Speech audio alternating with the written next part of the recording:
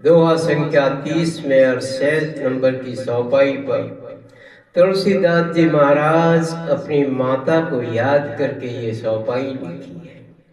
माँ किसे याद नहीं आती। इस संसार में माँ तो माँ है। चाहे कितना भी बड़ा ज्ञानी, वेदज्ञ, शासक, वीर, महान योद्धा दिन में एक बार माँ को जरूर याद करता है। तो जिन तुलसीदास जी ने रामचरितमानस दिया, उन्होंने अपनी माँ को 4 बार रामायण चरितमानस में याद किया है।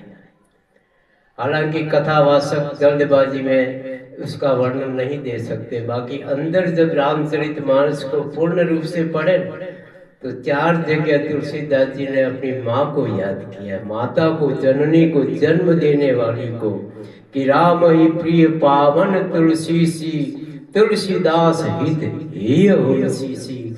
जैसे राम जी को अपनी भक्ति कथा प्रिय है, तुलसी का पौधा प्रिय है, ऐसे ही तुलसीदास जी को अपनी माता तुलसी प्रिय है। तुलसीदास हित ही तुलसी सी, ऐसी कथा प्रिय है।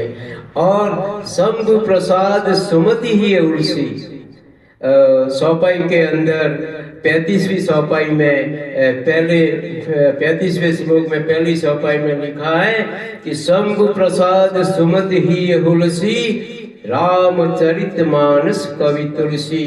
जिनकी कृपा से सुंदर बुद्धि तुलसीदास जी को मिली है, श्री रामचरितमानस के जो कवि हुए हैं, चाहे कितना भी बड़ा कवि न हो तो अपनी माता को एक बार याद कर लेता है। माँ तो एक बार याद आ ही जाती है।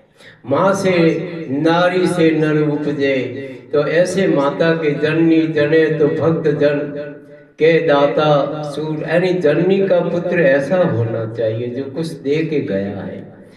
पुत्र के पीछे माँ का नाम आता है। तो तुलसीदास जी ने अपनी माता को बहुत बहुत याद किया है कि हो राम ही प्रिय पावनी तुलसी सी, तुलसीदास हित ही तुलसी सी। शंभु प्रसाद सुमति ही तुलसी, रामचरित